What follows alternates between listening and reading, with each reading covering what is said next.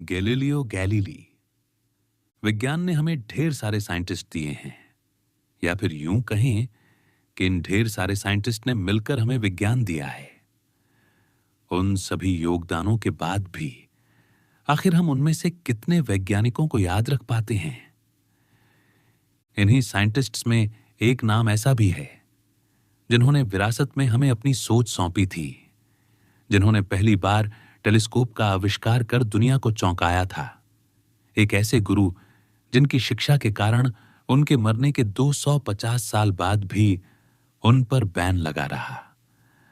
अतः एक ऐसे व्यक्ति सर इसाक न्यूटन को, जिनका पुनर्जन्म कहा जाता था, गैलीलियो गैलीली, ये वो दो शब्द है जिनकी कहानी उनकी सफलता की तरह लंबी तो नहीं, लेकिन रोमांच से बढ़कर है। कुछ यूं कि इस कहानी के अंत तक जिंदगी के कुछ ऐसे पलस्पे सीखने को मिल जाने हैं जो अक्सर रोजमर्रा की किताबों में नहीं मिला करते। गैलीलियो गैलीली आज भले ही इतिहास के पुराने पन्नों में खो गए हों, लेकिन 15वीं सदी में सुर्खियां बटोरने के लिए यह नाम काफी था। वो सन था 1564, जब इटली के पिसा शहर में एक गरीब दंपत्ति ने अपनी पहली संतान को जन्म दिया। वो गैलीलियो थे जिनका जन्म भी अपने आप में किसी भी अजूबे से कम नहीं था। फिर आप चाहे इसे हैरतअंगेज कहे या कुदरत का करिश्मा।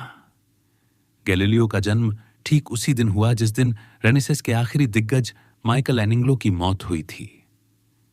नन्हे गैलीलियो उस जमाने में आ चुके थे जहां बाइबल लोगों की सोच को आकार दे रहा था। बाइबल को अपनी जागीर बताने वाले चर्च के कुछ सदस्य लोगों के जीने और मरने के फैसले भी खुद ही करने लगे थे।